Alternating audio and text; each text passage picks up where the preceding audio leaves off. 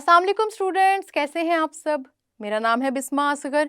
मैं आपको पढ़ा रही हूँ कार्बोहाइड्रेट्स और इस लेक्चर में हम डिस्कस करेंगे कि अगर आपकी बॉडी में कार्बोहाइड्रेट्स प्रेजेंट हैं तो आखिर उसके बाद होता क्या है, कैसे आपकी बॉडी इनको यूज़ करती है और साथ ही साथ हम ये भी देखेंगे कि अगर आपकी बॉडी में कार्बोहाइड्रेट्स की कमी हो जाती है तो क्या होता है।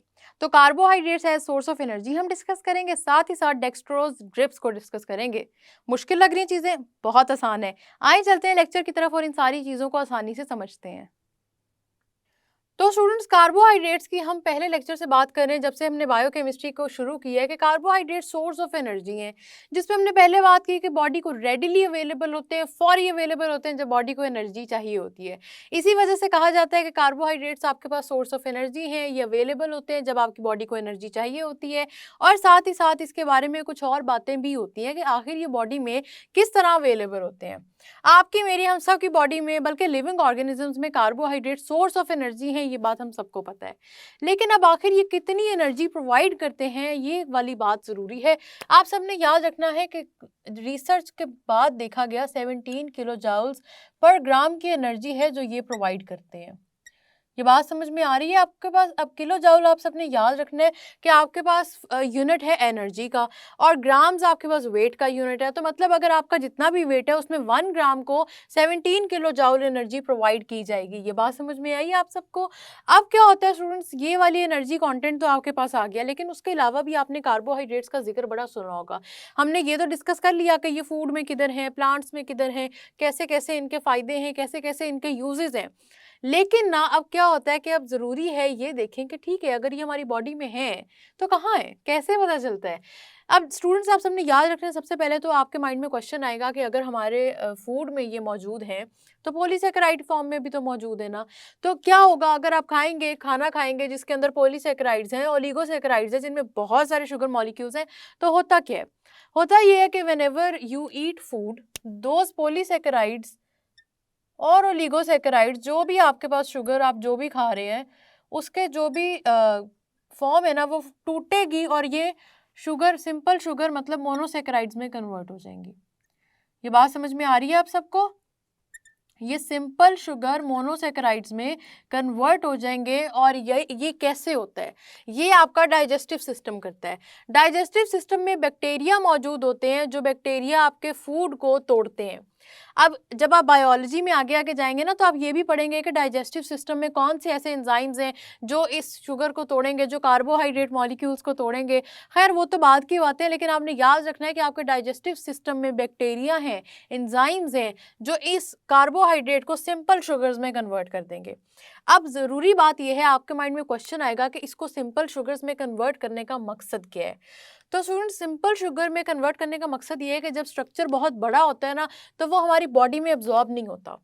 उसकी एब्जॉर्प्शन तब होती है कि जब आपने उसको ब्रेक डाउन कर दिया, बहुत छोटे छोटे मॉलिक्यूल्स में कन्वर्ट कर दिया। अगर आपको आर्टरीज, वेन्स का स्ट्रक्चर पता है तो आपको पता है कि हर जगह बहुत आराम से तो आपका ये ट्रैवल नहीं कर सकेगा ना। बहुत बड़ा मॉलिक्यूल, इतना बड़ा मॉलिक्यूल है, इतनी बारीक सी आपकी ब्लड वेसल्स हैं, उनके अंदर कैसे ट्रैवल करेगा ब्लड के अंदर? तो इसको, ताकि ये पूरी बॉडी तक फूड आपका पहुंच सके, फूड मॉलिक्यूल्स को बहुत छोटे छोटे पार्ट्स में तोड़ा जाता है और ये काम आपका डाइजेस्टिव सिस्टम करता है। ठीक है। अब आपके डाइजेस्टिव सिस्टम ने क्या किया कि जो भी कार्बोहाइड्रेट्स आपने इंजेस्ट किए थे, मतलब के खाए थे, उनको कन्वर्ट कर दिया, ब्रेक डाउन कर दिया शुगर पे। ठीक है, ये ब्रेक डाउन हो गया और इनको तोड़ा गया है। ठीक है, तोड़ा गया है, छोटे मॉलिक्यूल्स में कन्वर्ट किया गया है ताकि इनकी एब्जॉर्प्शन बहुत ही ज़्यादा ईजी हो। अब देखा जाएगा कि इस शुगर का आगे होता क्या है। शुगर के साथ स्टूडेंट्स, आपने याद रखना है, 3 तरह के केसेस होते हैं। सबसे पहले तो केस ये आता है कि आपके पास शुगर फौरी क्या हुआ कि ब्रेक डाउन हुआ इस शुगर का, ये ट्रांसपोर्ट कर दी गई ब्लड स्ट्रीम में। ब्लड स्ट्रीम आपको पता है क्या है? आपकी ब्लड वेसल्स हैं, आपकी आर्टरीज और वेन्स हैं, जहाँ पे ब्लड ट्रैवल करता है, ब्लड स्ट्रीम में ट्रांसफ़र कर दी गई। ब्लड स्ट्रीम में ये शुगर जब चली गई, आपके ब्लड में चली गई, तो उसके बाद क्या होगा कि ब्लड में जाने के बाद ये शुगर अब आपके पास जिस भी मसल को चाहिए, जिस भी और पार्ट को एनर्जी चाहिए, वहाँ तक चली जाएगी। क्योंकि आपको पता है ब्लड वेसल्स पूरी बॉडी से पास करती हैं। थोड़ा सा बायोलॉजी का कॉन्सेप्ट, आपकी ब्लड वेसल्स क्योंकि पूरी बॉडी से पास करती हैं, हर मसल, हर टिश्यू के पास से पास करती हैं, तो क्या होता है, as they pass by any muscle और टिश्यू, तो इस ब्लड स्ट्रीम से आपके पास जितनी शुगर मॉलिक्यूल्स से वो उस मसल या टिश्यू को चले जाते हैं और एनर्जी प्रोवाइड कर देते हैं। ये बात समझ में आई कैसे हुआ? अब ये वाली बात समझने के लिए ना, वैसे तो आपकी डेली एक्टिविटीज़, हर एक्टिविटी के लिए आपने याद रखना है कि एनर्जी की ज़रूरत है। बेसिक एनर्जी की ज़रूरत होती है हम सबको, चाहे हम बोलें, साँस लें, खाना खाएँ, चलें-फिरें या सिर्फ ब्लिंकिंग भी करें ना, तो हम सबको एनर्जी की ज़रूरत है। ये बात आप सबने याद रखनी है। अब हमें क्योंकि एनर्जी की ज़रूरत है और वो एनर्जी हमें रेडिली चाहिए, वो सोर्स नहीं चाहिए कि जो स्टोर है, जो पड़ा हुआ है, जो जब टूटेगा तो तब एनर्जी मिलेगी। हमें वो एनर्जी चाहिए जो फौरी मिल सके, क्योंकि आपको पता है कि ब्लिंकिंग का आपका प्रोसेस रुक तो नहीं रहा ना जब आप जाग रहे हैं। सोएंगे तो चलें ठीक है, आपका ब्लिंकिंग का प्रोसेस रुक गया है, लेकिन जब आप जाग रहे हैं आपकी ब्लिंकिंग नहीं रुक रही। साथ ही साथ आपको सांस लेने के लिए भी एनर्जी चाहिए। अब आप मुझे बताएं कि आप सोएं या जागें, सांस तो आप लेंगे। तो सांस लेने के लिए क्योंकि हमें एनर्जी चाहिए, और ये सारी एनर्जी वो होनी चाहिए जो रेडिली अवेलेबल हो, फौरी अवेलेबल हो। ठीक है, तो कहाँ से आएगी? कार्बोहाइड्रेट्स आपने खाए, उनको ब्रेक डाउन किया डाइजेस्टिव सिस्टम ने शुगर में, अब ये चले गए ब्लड स्ट्रीम में, और ब्लड स्ट्रीम से मसल, टिश्यू, जहाँ पे भी इनकी ज़रूरत है ना, वहाँ वहाँ इनकी ट्रांसपोर्टेशन हो जाएगी। कैसे ट्रांसपोर्ट होंगे? मसल और टिश्यू तक आपका ब्लड लेके जाएगा। ठीक है, ये तो हो गया पहला केस। दूसरा केस स्टूडेंट्स क्या होता है कि आपके शुगर मॉलिक्यूल्स अब हो गए थोड़े से ज़्यादा, और ज़्यादा होने की वजह से क्या हुआ कि जितने तो आपकी बॉडी को चाहिए थे डेली लाइफ एक्टिविटीज़ के लिए, वो सारे हो गए यूज़। ठीक है, अब उसके बावजूद कुछ शुगर मॉलिक्यूल्स बच गए हैं, उनके बारे में क्या ख्याल है? अब शुगर मॉलिक्यूल्स बच गए हैं तो वो कहाँ जाएंगे? वो ब्लड में तो नहीं घूमते फिरते रहेंगे। आप सबको पता है कि अगर ब्लड में शुगर मॉलिक्यूल्स की क्वांटिटी ज़्यादा हो जाएगी तो क्या होगा? हाइपरग्लाइसीमिया हो जाएगा, जो आपको पता है कोई इतनी खास अच्छी कंडीशन तो है नहीं। और इसी तरह से आपको पता है अगर कार्बोहाइड्रेट्स कम हो जाएंगे तो वहाँ पे भी कंडीशन आपकी बॉडी की ख़राब हो जाएगी। अब अगर आपके पास ज़्यादा हो गया है शुगर मॉलिक्यूल, जिसकी ज़रूरत नहीं, जितनी ज़रूरत थी वो यूज़ हो गई मसल टिश्यू में, तो अब ये होगा स्टूडेंट्स कि ये शुगर आपके पास सारी की सारी स्टोर हो जाएगी ग्लाइकोजन की फॉर्म में। ग्लाइकोजन वो स्टोर्ड शुगर है, ये बात आप सबने याद रखनी है। ग्लूकोज आपके पास रेडिली अवेलेबल शुगर है। ठीक है, ग्लाइकोजन कैसे बना है? ग्लाइकोजन आप सबने याद रखना है, ग्लूकोज कन्वर्ट हुआ है ग्लाइकोजन में। ठीक है, ग्लूकोज कन्वर्ट होता है स्टूडेंट्स ग्लाइकोजन में, और ग्लूकोज आपके पास वो एनर्जी है जो रेडिली अवेलेबल थी, फौरी अवेलेबल। आपको जब जरूरत पड़ी एनर्जी की, ये एनर्जी पहले से अवेलेबल थी और आपके यूज होगी। जिस तरह अभी मैं आपको पढ़ा रही हूँ, मैं बोल रही हूँ, मैं हाथों की मूवमेंट कर रही हूँ, मैं लिखने में अपने आप को लगा रही हूँ, ब्लिंकिंग भी हो रही है, साथ साथ सांस भी ले रही हूँ, तो इन सारे कामों के लिए जो मेरी बॉडी में एनर्जी है वो मुझे फौरी फौरी मिल रही है। ये नहीं हो रहा कि किसी एनर्जी में कोई गैप आ रहा है या कोई डिफरेंस ऑफ टाइम आ रहा है। तो ये क्योंकि फौरी मिल रही है आप मेरी ग्लूकोज एनर्जी, आपके अंदर भी ऐसे ही है।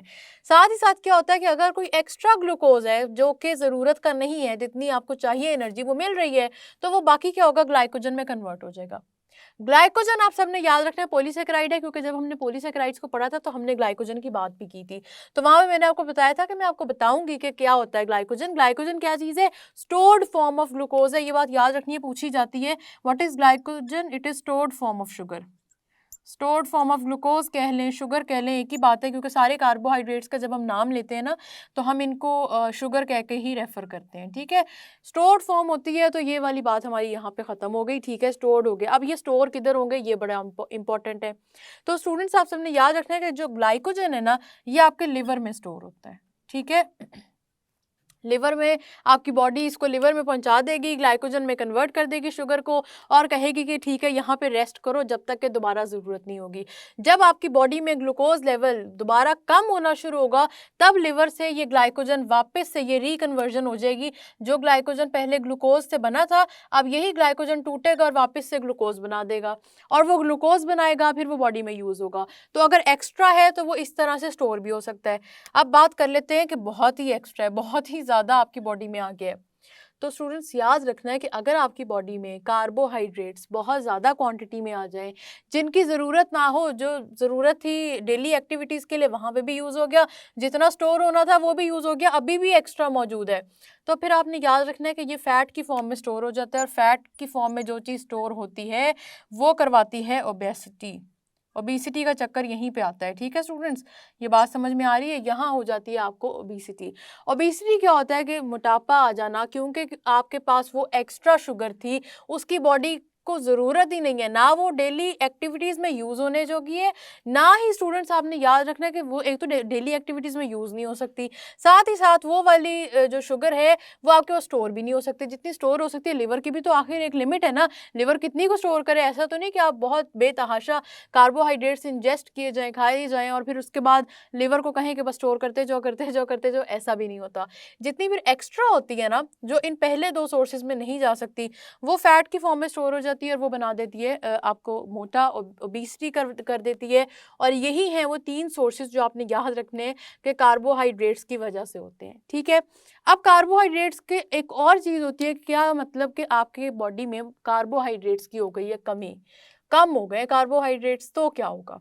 तो उस केस में स्टूडेंट्स जो ड्रिप सिस्टम आता है और जो आपकी बॉडी को हाइड्रेट्स देने के लिए जो बात की जाती है, उसकी बात मैं अब आपको बताऊंगी, लेकिन मैं ज़रा बोर्ड साफ करके आती हूँ। तो स्टूडेंट्स अब हम बात करने लगे हैं कि हमारे पास कार्बोहाइड्रेट्स, क्योंकि देखिए सोर्स ऑफ एनर्जी तो है, लेकिन अब क्या होगा कि अगर आपकी बॉडी में कार्बोहाइड्रेट्स की कमी हो जाए। 3 फॉर्म्स तो मैंने आपको बता दी, और वो जो तीनों फॉर्म्स मैंने आपको बताई है ना, उसका मतलब ये है कि आपकी बॉडी में कार्बोहाइड्रेट्स ठीक ठाक अमाउंट में हैं। वो तो थी डिफरेंट बात।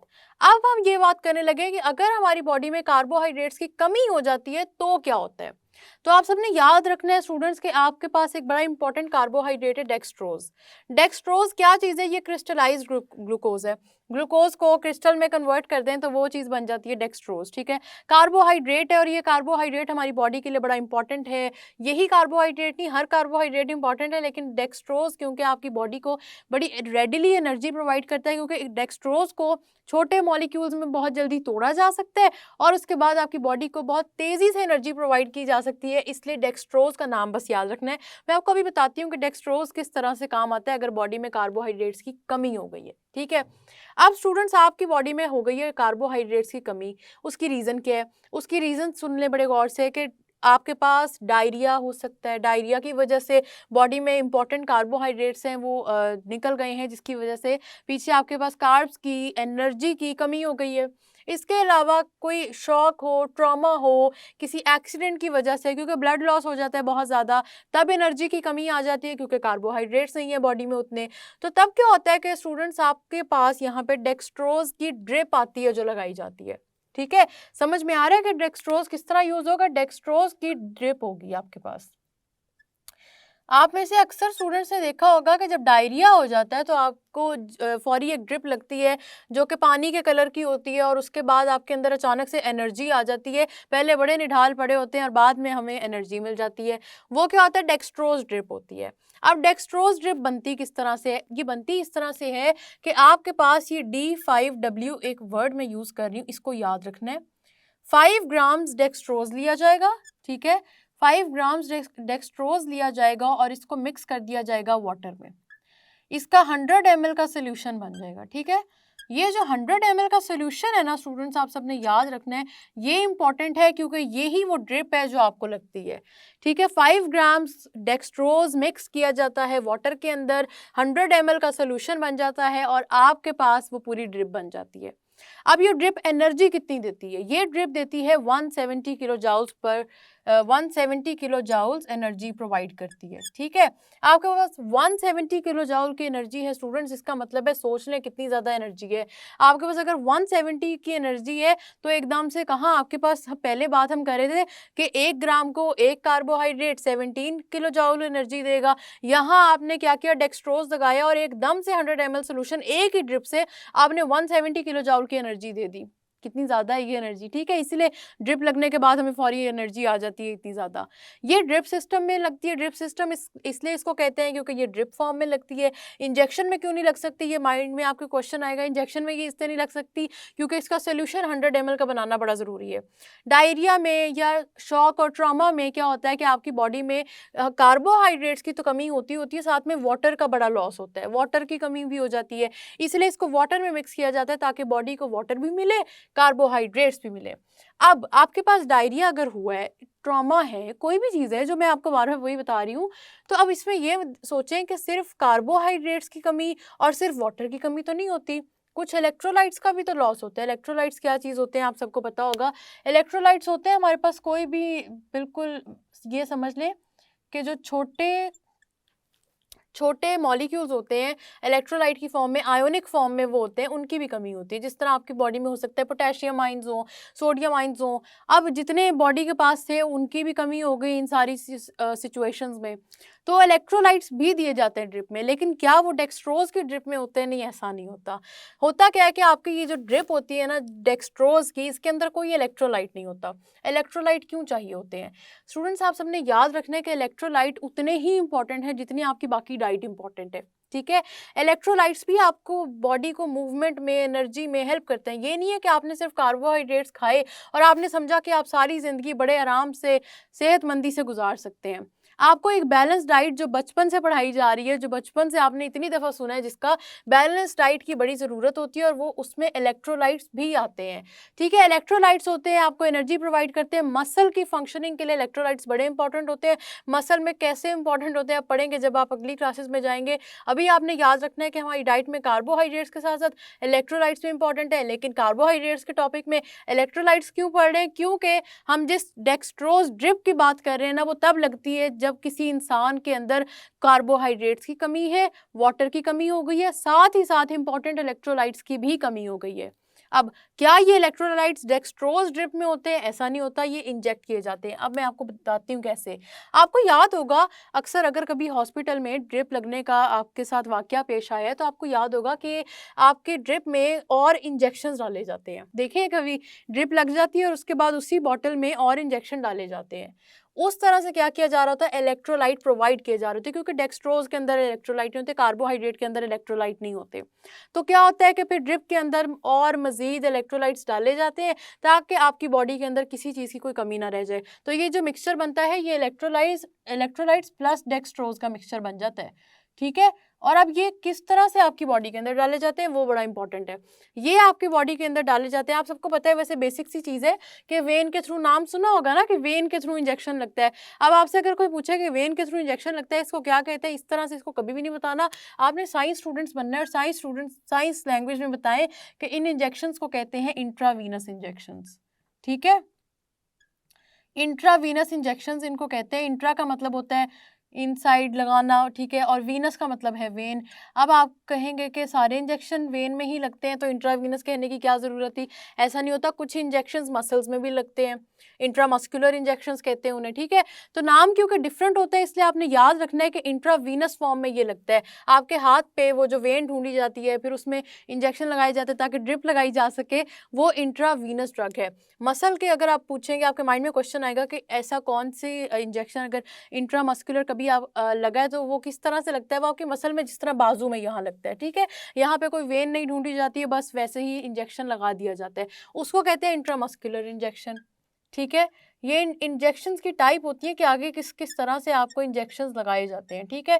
अब इंट्रावीनस इंपॉर्टेंट है, सिर्फ इंट्रामस्कुलर इंपॉर्टेंट नहीं है, क्योंकि हम डेक्सट्रोज ड्रिप की बात करें। अगर हम किसी ऐसे इंजेक्शन की बात कर रहे होते हैं कि जो आपके बाजू में लगना है, तो हम इंट्रामस्कुलर की भी बात करते। तो याद रखना है, पेपर में पूछा जाएगा कि डेक्सट्रोज ड्रिप किस तरह से लगती है, तो आपने बता देना है कि इंट्रावीनस इंजेक्शन लगता है। D5W अगर याद कर लेंगे ना, तो ये पूरा का पूरा कॉन्सेप्ट आपको बड़ी आसानी से याद हो जाएगा। D5W का मतलब, D का मतलब है डेक्सट्रोज और 5 का मतलब है कि 5 ग्राम्स है, W का मतलब है वाटर। ये याद कर लो, इससे आपको पूरा का पूरा याद हो जाएगा कि ये 5 ग्राम्स है, वाटर में डाल के 100 ml का सोल्यूशन बनता है और जिसकी ड्रिप लगती है 170 किलो जूल्स एनर्जी प्रोवाइड करता है। ये है पूरा कॉन्सेप्ट। तो मैंने आपको क्या क्या चीज़ें समझाई हैं कि कैसे आपकी बॉडी में अगर कार्बोहाइड्रेट्स का कॉन्टेंट ठीक है तो क्या होगा, एनर्जी प्रोवाइड कर देगा या स्टोर हो जाएगा, और अगर एक्सेस में चला गया तो ओबेसिटी हो जाएगी, मोटापा आ जाएगा, फैट की फॉर्म में कन्वर्ट हो जाएगा। इसके अलावा हमने बात किया कि अगर कार्बोहाइड्रेट्स की कमी हो जाती है बॉडी में बहुत ही ज़्यादा, तो क्या होगा, डेक्सट्रोज यूज़ किया जाएगा, जो कि क्रिस्टलाइज्ड ग्लूकोज है, जो कि बड़ी ही आसानी से तोड़ा जा सकता है सिंपल शुगर मॉलिक्यूल्स में, ताकि फौरी आपकी बॉडी को एनर्जी मिले। और वो फौरी कैसे मिलती है? वो ड्रिप से मिलती है, क्योंकि आप इतनी जल्दी एनर्जी खा के पी के, वैसे भी डायरिया या शॉक या ट्रॉमा, कोई भी एक्सीडेंट हुआ जिस तरह, इन सारी कंडीशंस में आप फौरी कुछ खा नहीं सकते ना, बॉडी में बड़ी वीकनेस होती है ऑलरेडी। तो क्या होता है, फिर ड्रिप से आपकी एनर्जी पूरी की जाती है और उसके बाद बिल्कुल आप आहिस्ता आहिस्ता ठीक होते होते खाने पीने की तरफ भी चले जाते हैं। तो ये इंपॉर्टेंट कॉन्सेप्ट्स हैं, इनको याद रखना है, इनको रिवाइज करना है हमने, और इनको देखना है। अगर आपसे कोई पूछेगा आइंदा कि बढ़ जाए कार्बोहाइड्रेट कंटेंट तो क्या होता है, तो भी हमें पता है क्या होता है, और अगर कम हो जाए तो क्या होता है, हमें उसका भी पता है। तो स्टूडेंट्स, ये कार्बोहाइड्रेट्स की वो बातें थी कि बड़ी ज़रूरी थी करनी, ताकि आपको ये पता हो कि आखिर आपकी बॉडी इनको किस तरह यूज़ करती है। ये सारी की सारी चीज़ें पेपर पॉइंट ऑफ व्यू से भी इंपॉर्टेंट हैं, एमसीक्यूज़ में पूछ ली जाती हैं, शॉर्ट क्वेश्चन में पूछ ली जाती हैं, इसलिए इनको ज़रूर रिवाइज़ करें। अभी हमारे पास और भी बहुत सी बातें हैं, कार्बोहाइड्रेट्स के बारे में नहीं, लेकिन अभी हमने बाकी भी तो बायोकेमिस्ट्री के कंपाउंड्स पढ़ने हैं। आप इन सबको लेकिन करें रिवाइज़, जब तक कार्बोहाइड्रेट्स याद नहीं होगा ना, बाकी समझ में नहीं आएँगे। आप इनको रिवाइज़ करें, हम मिलेंगे नेक्स्ट लेक्चर में, तब तक के लिए अल्लाह हाफ़िज़।